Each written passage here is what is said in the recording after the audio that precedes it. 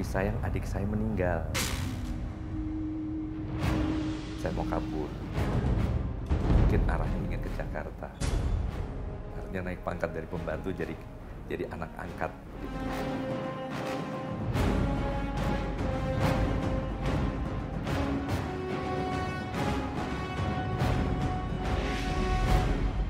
Kehilangan mengajarkan kita untuk bangkit.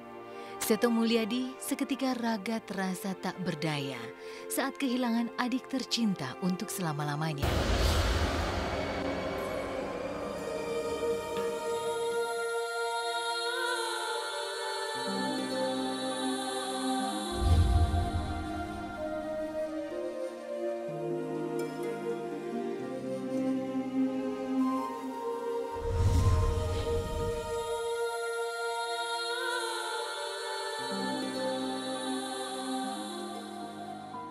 Pada waktu masih anak-anak dulu, saya mempunyai seorang adik yang hanya 1 tahun terpautnya. Jadi waktu itu saya umur sekitar 4 tahun, adik saya umur 3 tahun. Nah, namanya Arif Budiman namanya. Lalu kami berdua sakit malaria, dirawat di rumah sakit. Mungkin sekitar seminggu saya sembuh, tapi sayang adik saya meninggal.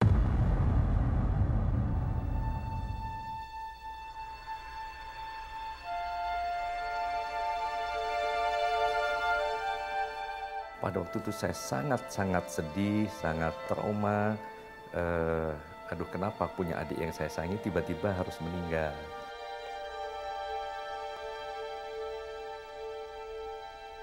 Dan kehilangan ini menjadi titik balik bagi dirinya. Kerinduan pada sosok adik begitu terasa. Setelah peristiwa itu, saya selalu mendekati anak-anak kecil. Saya anggap sebagai adik ya. Saya sayang mereka. Kemudian makin besar. Pada waktu kecil sempat tanya, Bu, kapan dong beli adik lagi? Begitu. Tapi rupanya saya bilang berdoa saja, tapi tidak kunjung juga punya adik. Fakultas kedokteran yang ia inginkan gagal ia dapatkan. Sementara Kresno, kembaran Seto, diterima di Fakultas Kedokteran Universitas Airlangga, Surabaya. Seto makin tertikam hatinya karena kakaknya yang lain diterima masuk Akabri. Semuanya terasa menyesakkan baginya.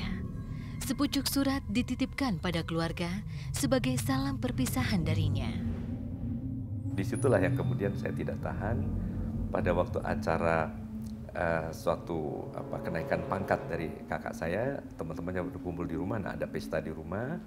Nah disitulah saya menulis surat panjang, mungkin sampai 10 lembar untuk ibu saya.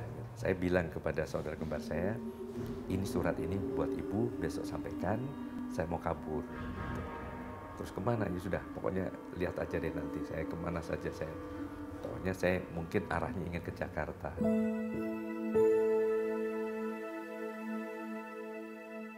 Takkan pernah ada orang tua yang sanggup melihat anaknya bersedih.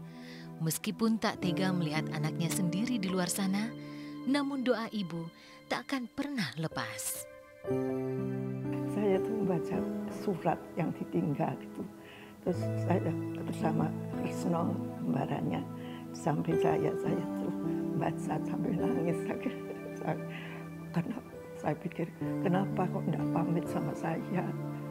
Kan saya kan bisa membawakan sang uang. Itu ya saya nangis. Sesudah itu saya minta tolong Kresno mengantarkan ke orang tua, menanyakan kenapa kok anak saya kok tanpa pamit gitu. Sudah biarkan saja anak laki-laki, biar besok kan jadi orang bisa sukses gitu. Jadi saya terus ya sudah tenang lebih tenang. Namun jauh di lubuk hatinya, bayang wajah ayah dan ibu selalu menemani benaknya. Orang yang paling saya kagumi pertama adalah justru ayah dan ibu saya. Ayah saya wafat pada waktu saya masuk umur berapa ya, 15 tahun sekitar itu. Sangat baik, ibu saya juga. Ibu saya sangat baik, senang mendongeng. Kemudian ya mengajari saya, tulis saya yang dulu kayak ceker ayam diajar dengan tenang supaya bisa bagus. Jadi semua dengan bimbingan dan keteladanan dari orang tua.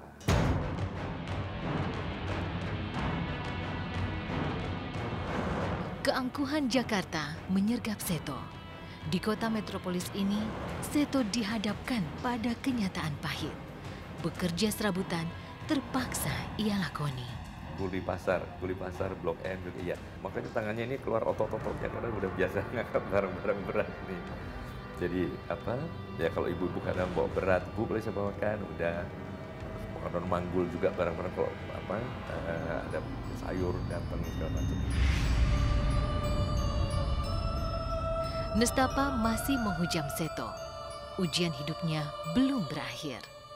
Kala itu Seto terdampar sebagai kuli bangunan hingga pembantu rumah tangga. Akhirnya saya ada seorang kakak dari tempat saya tinggal itu memang butuh seorang semacam pembantu juga, dan sambil membangun garasi rumahnya untuk tempat tinggal sementara. Dan di situ saya menjadi tukang batu sampai kemudian saya diangkat jadi anak angkat dari seorang pejabat dari Bank Indonesia pada waktu itu, dan sampai sekarang hubungan kami sudah seperti saudara begitu. Jadi kami diterima sebagai keluarga, artinya naik pangkat dari pembantu jadi anak angkat begitu. Dan ya perhatian ibu tersebut sangat baik. Kebetulan kedua beliau sudah wafat ya, tapi dengan putra-putrinya kami masih seperti keluarga. Sang kembaran pun mengakui bahwa Seto memang seorang yang mempunyai tekad yang kuat. Dia di Jakarta mengalami perjuangan yang bukan jalan karpet merah yang dilewati, tapi jalan yang penuh dengan liku, tanjakan, turunan, dan penuh dengan permasalahan-permasalahan kehidupan ibu kota. Namun selalu disampaikan bahwa dia tetap setia pada impian, cita-citanya untuk tetap ingin berhasil.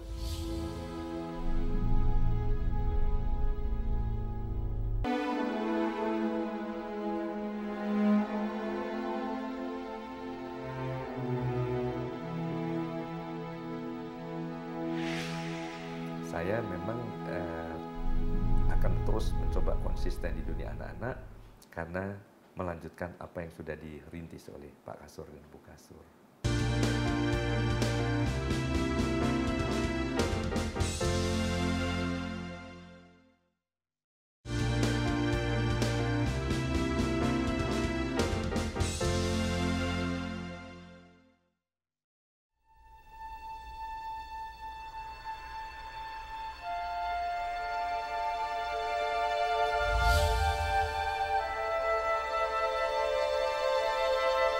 Tuhan memang menentukan takdir, tapi manusialah yang mampu mengubah nasibnya.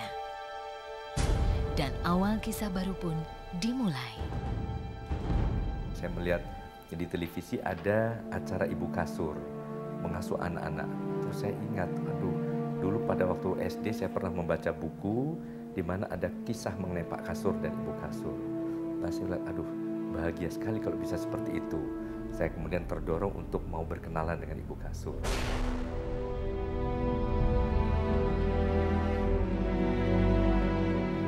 Meski hari-hari dipenuhi derita, namun Seto tak mau layu.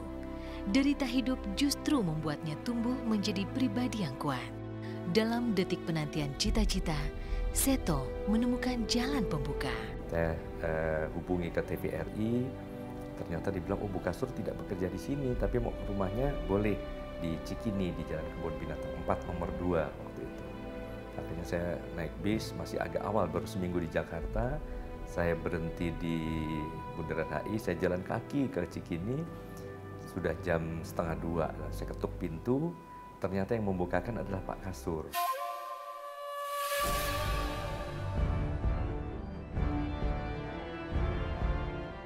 Lalu saya bilang, Pak Kasur, boleh tidak saya menjadi asisten Pak Kasur, tidak usah digaji. Karena sebelumnya selama seminggu saya ngelamar kerjaan di mana-mana selalu ditolak. Tapi begitu saya menyampaikan saya sebagai pekerja sosial tidak usah digaji, boleh. Ya sudah, nanti sore langsung saja ke tempat di Taman Situ Lembang, di Jalan Lembang, Taman Lembang itu ada danau. Taman Situ Lembang itu dipakai tempat kebun kanak-kanak asuhan Pak Kasur untuk anak-anak usia balita. Akhirnya ya sudah, sekarang 1:30 saya tunggu, saya jalan-jalan, sorenya saya langsung ke tempat itu, lalu saya kembali mengingatkan Pak Kasur, saya yang tadi siang datang. Oh iya, siapa Dik namanya? Saya Seto. Nah kemudian, nah ibu-ibu saya sekarang punya asisten baru namanya Kak Seto.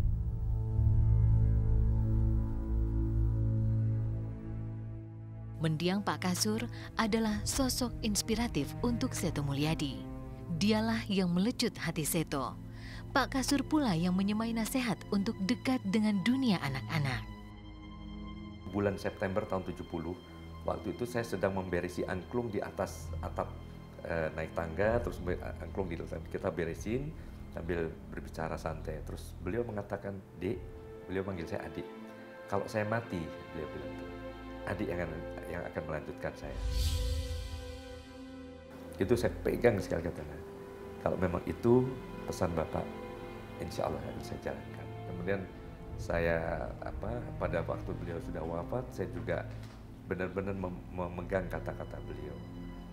Begitu juga Bu Kasur juga, bahwa adik ingat ya pesan Bapak ya, selalu begitu.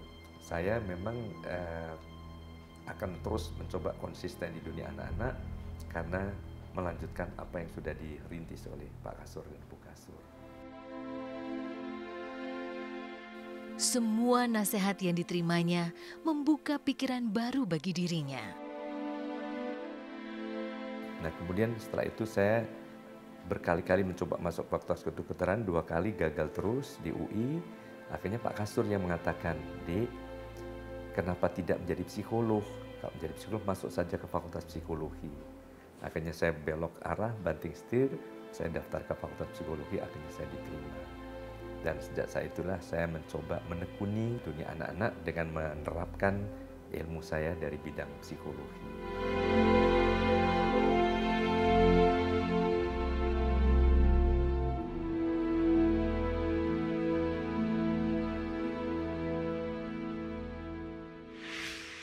Kadang-kadang saya juga memberitahu kepada anak-anak saya atau siapapun yang membantu di rumah ini, jangan kasar, jangan galak, karena ayah kamu pernah jadi juga pembantu rumah tangga.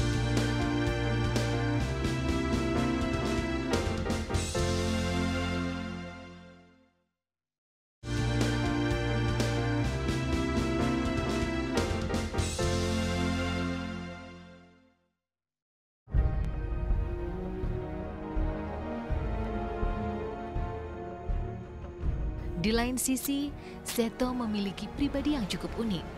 Detik demi detik yang terus berlalu tak membuat Seto melupakan perjalanan hidup dirinya.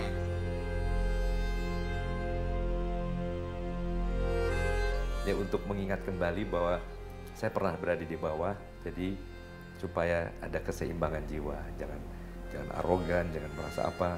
Kadang-kadang saya juga memberitahu kepada anak-anak saya bahwa kalau dengan Mbak atau siapapun yang membantu di rumah ini, jangan kasar, jangan galak, karena ayah kamu pernah jadi juga pembantu rumah tangga. Jalanilah hidup dengan rasa syukur, karena di balik derita akan ada bahagia. Kegagalan bukan akhir baginya. Iya betul, betul ya, karena apalagi saya anak kembar, dia sudah diterima di kedokteran, dia setiap pulang dengan jaket alma mater yang begitu gagah. Saya sedih, saya di rumah hanya mengepel, mencuci piring, menyapu, segala macam. Rasanya aduh seperti apalagi sebagai kembar itu biasanya selalu sama-sama, selalu bersaing, ya kadang saya menang, kadang saya kalah. Nah serunya di situ tiba-tiba saya seperti terjatuh ke lembah yang sangat dalam sekali sebagai pengangguran dan sebagainya. Dan memang minat menjadi dokter itu sudah kesepakatan berdua.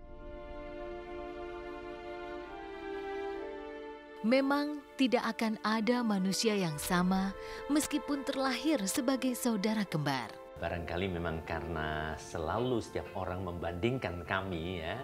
Kalau salah satu misalnya lebih nampak berhasil ya, katakan misalnya ulangan hasilnya lebih baik, satunya kurang, biasanya kenapa sih kok berbeda? Kembar kan biasanya harus sama ya. Nah ini pun rupanya memang ada suara-suara, loh kembar kok satu diterima satu tidak ya. Barangkali suara-suara demikianlah yang membuat kondisi psikologi Seto yang kurang nyaman ya, sehingga dia merasa seolah ini adalah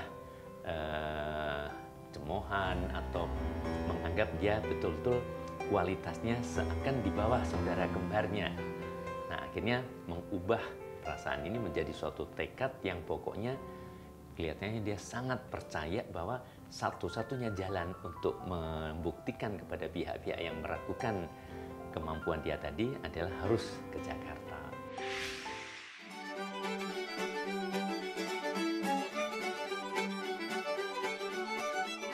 Kesabaran Seto akhirnya berbuah manis. Keinginannya dekat dengan dunia anak-anak pun terwujud sudah. Saya memperluas apa yang diajarkan oleh Pak Kasur, tapi intinya sama, membuat anak-anak bisa tertawa. Coba upayakan membuat anak-anak bisa tertawa. Artinya jangan ada kekerasan, jangan ada ketidaksabaran, jangan ada eksploitasi, penindasan dan sebagainya. Dan itu sesuai dengan mimpi saya, ingin membuat anak-anak bahagia seperti pada waktu saya mengalami masa anak-anak dulu.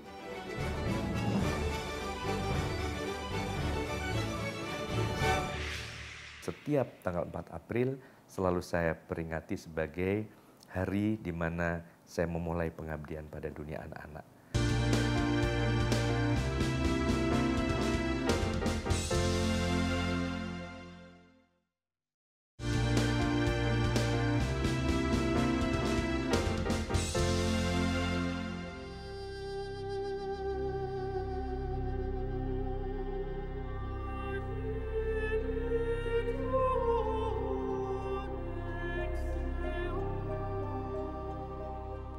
Jadi terkenal bukan impiannya. Ini sudah jalan Tuhan yang siap datang, siap pula menghilang. Ia pun memilih mengalir seperti air. Karena saya pernah menyentuh tempat bawah dan itu saya banggakan. Saya juga berkata kepada anak-anak, kalau tiba-tiba rumah kita kebakar, seperti kemarin kena situ gintung, banjir itu saya sama sekali tidak terguncang ya. Saya sangat bersyukur bahwa masih ada sesuatu, ya. Masih ada anak-anak saya masih selamat, semuanya masih baik gitu. Jadi tidak meratapi semua yang hancur, lebur dan sebagainya. Jadi sekali lagi saya selalu siap menghadapi berbagai kemungkinan, bahwa kadang-kadang kita seperti roda, ada saat di atas, ada saat di bawah, dan semua itu memang sudah kehendak Yang Maha Kuasa. Gitu. Jadi ya mungkin itu tadi saya mempunyai filsafat menerima. Ya, apapun juga udah kita jalani mengalir seperti air. Anak-anak memiliki dunia yang murni. Masuklah ke dalamnya dengan hati nurani. Di sebagian besar hidupnya, di paruh usia yang menginjak 60 tahun ini, Seto tak pernah berpaling dari dunia anak-anak.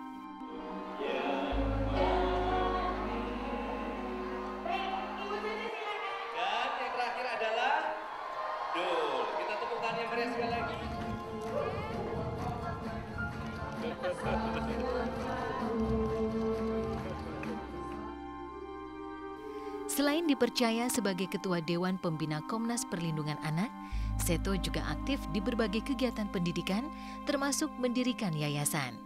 Penerima Peace Messenger Award New York pada 1987 dan penerima Tropi Orang Muda Berkarya Tingkat Dunia di Amsterdam pada 1987 ini ibarat suluh penerang bagi sang istri Deviana.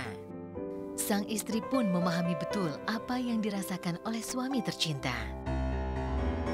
Saya lihat memang sangat sabar terhadap anak-anak ya, dan lebih sabar dari perempuan gitu. Maksudnya kalau kita biasanya kalau kesabaran itu seolah-olah kayak punya perempuan gitu ya. Tapi kalau untuk anak-anak memang saya juga kalah gitu. Kemudian yang sangat ulet ya, dan kalau sudah dalam perjuangan anak itu concern.